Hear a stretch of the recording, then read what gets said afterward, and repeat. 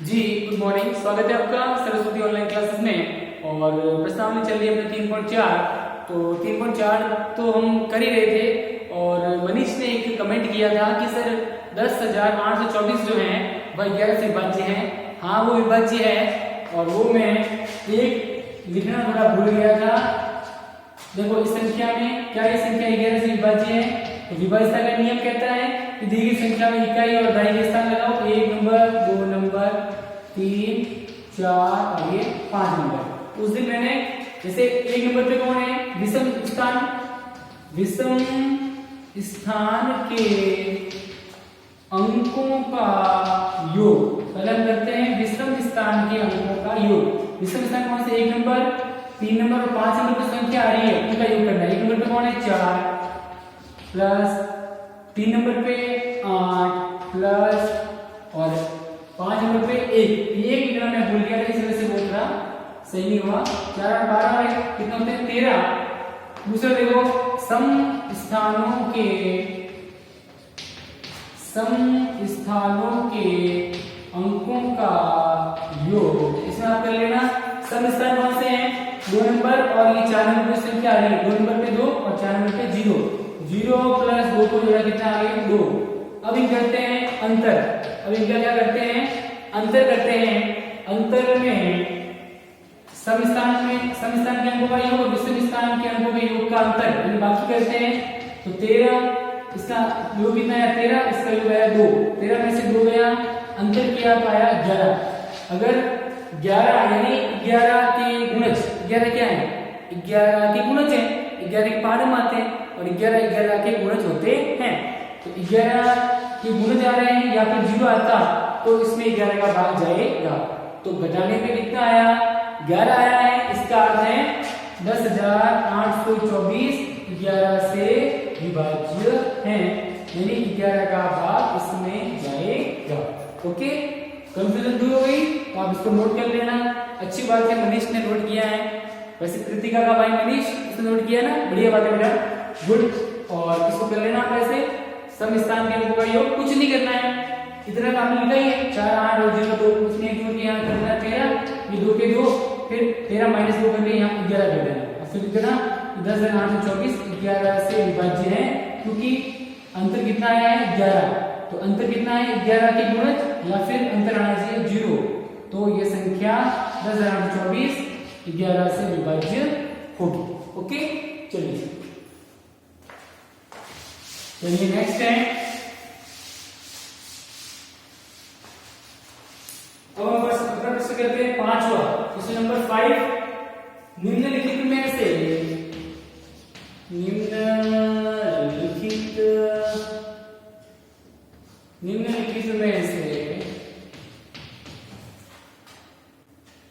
कौन सी संख्याएं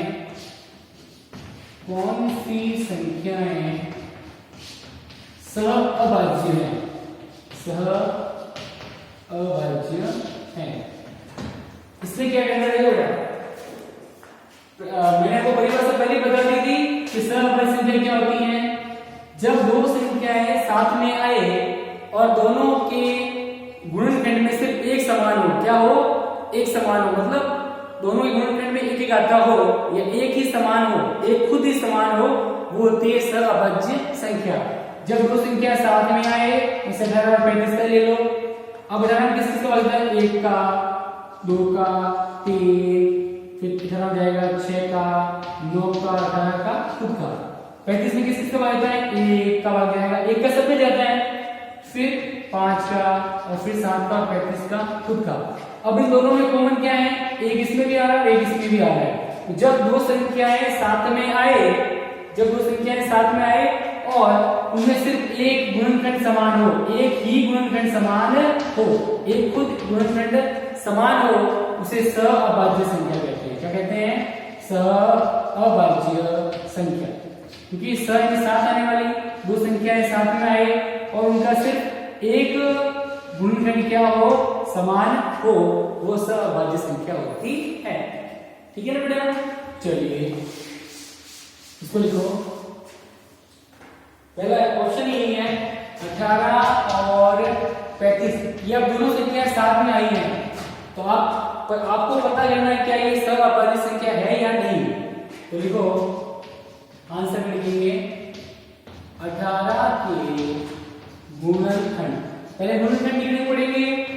18 के गुणनखंड क्या होते हैं? 18 में किन किन संख्याओं का भाग जाता है? 1 का जाता है, 2 का, 3 का, 6 का, 9 का, 18 का खुद का। ये देख लो 18 जिन संख्याओं के बारे में आता है उनमें 18 का भाग तो जाएगा ही। तो देखो 35 के गुणनखंड, तो 35 के गुणनखंड 35 में किन किन संख्याओं का भाग जाता है? 1 का तो जाएगा, सब में जाता है 1 का, 1 का और खुद उस संख्या का, 1 का और खुद का तो सभी संख्याओं में भाग जाता ही है। 1 फिर 35 में जाएगा 5 का भाग, फिर 7 के बारे में 35 आते हैं, 7 का भाग जाएगा और 35 का खुद का। अभी दोनों में कॉमन क्या है? 1। सार्वगुणनखंड कॉमन कितना है? सार्वगुणनखंड मानी दोनों गुणनखंडों में, दोनों संख्याओं के गुणनखंड जो समान होते हैं वो सार्वगुणनखंड कहलाते हैं। सार्वगुणनखंड कितना आया? 1। अब सार्वगुणनखंड 1 है, जब एक ही सार्वगुणनखंड समान हो उसे सहअभाज्य संख्या कहते हैं। एक सार्वगुणनखंड 1 है, अतः ये लिख देना है, अतः 18 और 35 सहअभाज्य संख्या है, सहअभाज्य संख्या है। ओके, नेक्स्ट दूसरा बी करते हैं। बी है 15 और 37। 15 और 37 क्या ये सहअभाज्य संख्या है? देखते हैं अभी। तो लिखो 15 के गुणनखंड लिख लो पहले। 15 में किन किन संख्याओं का भाग जाता है? 1 का जाएगा, 3 का जाएगा, फिर 3 के पारे 15 आते हैं 3, फिर 5 के पारे 15 आते हैं तो 5 का भाग जाएगा और 15 का खुद का। फिर लिखो 37 के गुणनखंड। 37 में किन किन संख्याओं का भाग जाता है? 37 एक अभाज्य संख्या है। कैसी है? अभाज्य संख्या। 1 और खुद का भी जवाब भाग 1 और 37 का खुद का। ठीक है, तो इनमें कॉमन क्या है? 1 और 1 है ना कॉमन। तो 1 ही कॉमन है, तो आप लिखेंगे सार्वगुणनखंड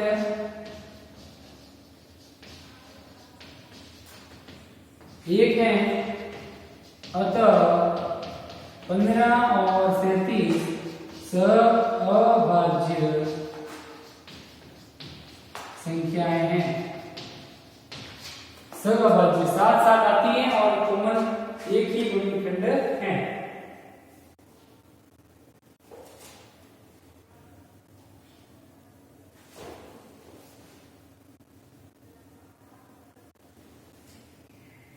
देखो इसको, फिर आगे बात करते हैं।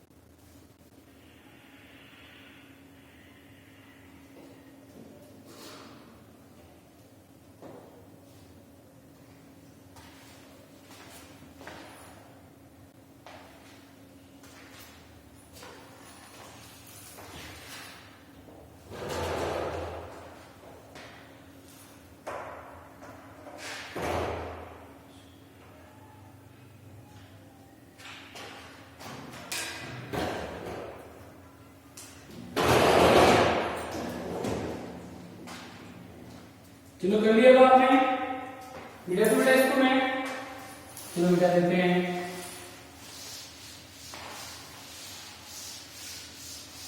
अगला करते हैं,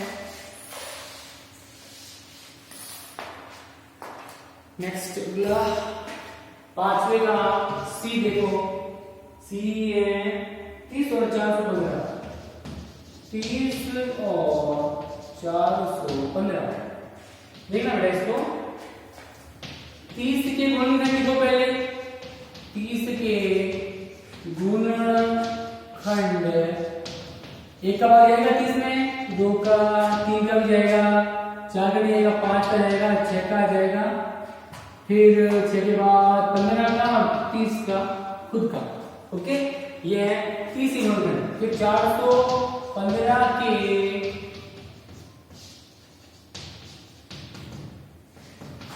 415 देखो, एक का भाग जाएगा 5 और 4 9 1 10 है, जोड़ने पर 10 आ रहा है, मतलब 2 का भाग भी नहीं जाएगा और 3 का भी नहीं जाएगा, पीछे 5 है और 2 का भाग भी जाएगा, सबको जोड़ा 4 1 5, 5 और 5 10, जोड़ने में 10 आ रहा है, मतलब 3 का भाग 10 में नहीं जाता, तो इस संख्या में भी 3 का भाग नहीं जाएगा, 4 का नहीं जाएगा, 5 और 4 5 है, लास्ट दो में वो 15 15 में 4 का भाग जाता है, नहीं जाता, तो इस संख्या में भी 4 का भाग नहीं जाएगा।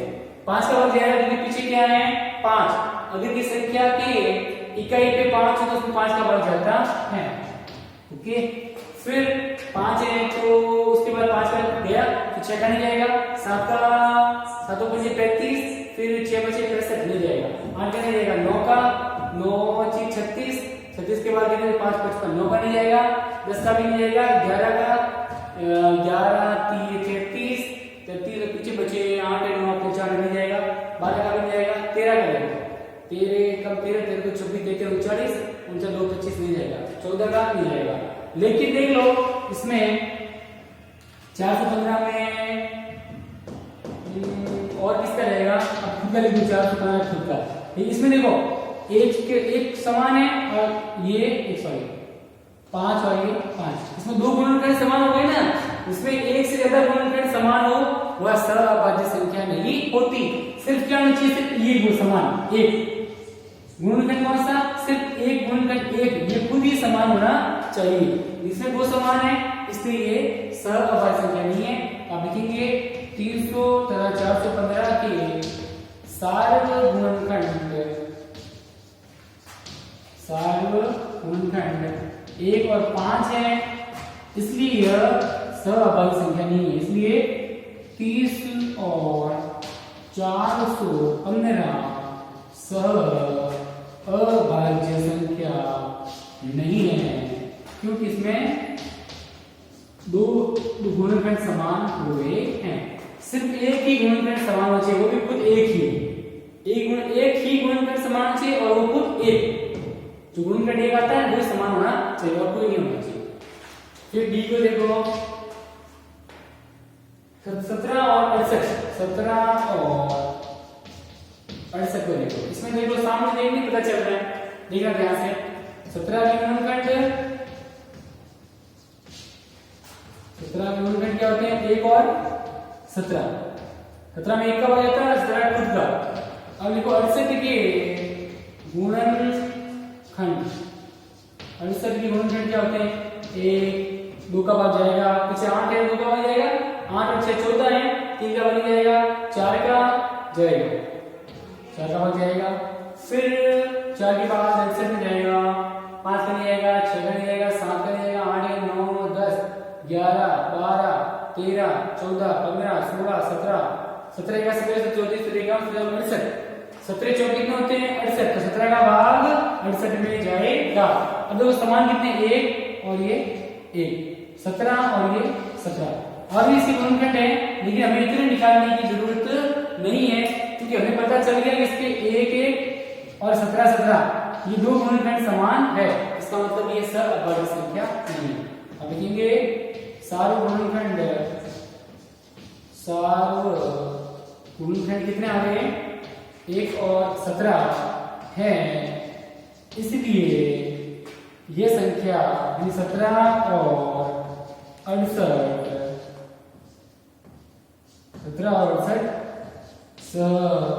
सहअभाज्य संख्या नहीं है, इसलिए ये सहअभाज्य संख्या नहीं है।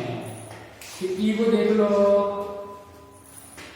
ई क्या है, 216 और 215, देखो 216 के गुणनखंड दो 16 के काफी सारे गुणनखंड होते हैं, एक का भाग जाएगा, 16 है पीछे 6 है, 2 का भाग भी जाएगा, 3 का 6 2 8 1 9, 3 का भाग भी जाएगा, फिर 4 का भी जाएगा, एक मिलेगा, फिर 16 है 4 का भी जाएगा, 5 का नहीं जाएगा, 6 का जाएगा, 7 का नहीं जाएगा, 8 का 8 में 16 16 पीछे बचे 5 56, 8 का जाएगा, और इसके अलावा 8 के अलावा 16 का खुद का 16 कम 16 पीछे बचे 5 56 नहीं जाएगा, 9 का नहीं जाएगा, 10 का 11 11 कम 11 10 6 12 12 12 13 13 14 14 14 14 16 14 कम 14 7 6 तो 14 का जाएगा, फिर 216 में और किसका भाग जाएगा, 216 में जाएगा, और बहुत सारी संख्या हो जाता है, चलो सब लिखने की जरूरत नहीं है। अब देखिए ना 215 में है ना, 215 के गुणनखंड कितने होते हैं, देखो एक का भाग जाएगा ही, पीछे 5 है 2 का नहीं जाएगा, 5 है तो 7 है 8 है 3 का नहीं जाएगा, 4 का नहीं जाएगा, 5 का जाएगा, फिर 15 215 है तो 5 के बाद और किसका भाग जाएगा, 5 के बाद जाएगा 215 मतलब 15 का भाग जाएगा, 15 का 150, फिर 150 और 75 कितने होते हैं, 225, 15 का भी नहीं जाएगा, 16 17 मतलब, और बहुत सारी संख्या बन जा सकता है, 25 का भी नहीं जाता है इसका, तो ऐसे बहुत सारी संख्या, लेकिन इसमें कॉमन क्या है, सिर्फ एक ही होगा, कॉमन क्या है, एक दोनों में ही कॉमन है, देख लेना आप, और किसी का नहीं रहता, बस कॉमन एक ही होगा इन दोनों में, तो आप लिखेंगे सार्वगुणनखंड है, सार्वगुणनखंड बराबर कितना आ गया, 1, तो सार्वगुणनखंड एक है, दोनों में सेम क्या है, एक गुणनखंड सेम है, इसका मतलब 216 और 215 सहअभाज्य संख्या है,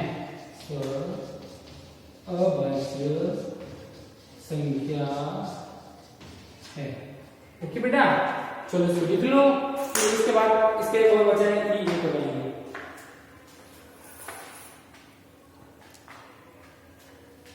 चलो ये भी करवा देता हूं, इसको मिटा दो फर्स्ट को ताकि ये कंप्लीट हो जाए क्वेश्चन,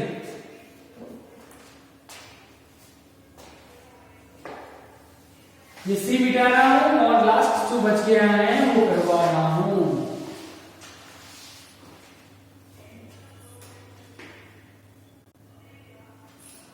इक्यासी और 16 ये हो गया एफ, 81 के गुणनखंड को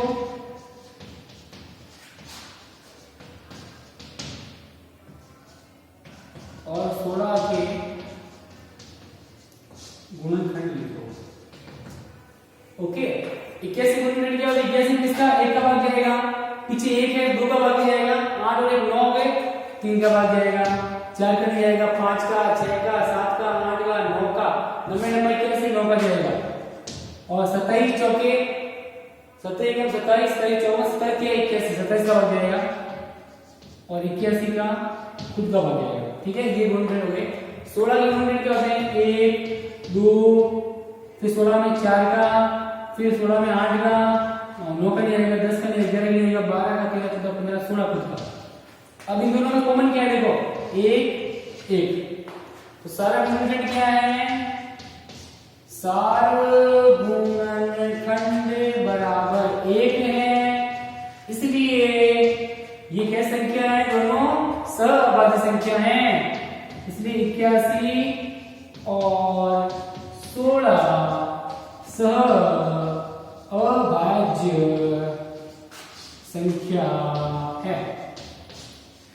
चलो लिख लो, इसको नोट कर लो, फिर ये प्रश्न कंप्लीट है, फिर जो बचे इसको करते हैं।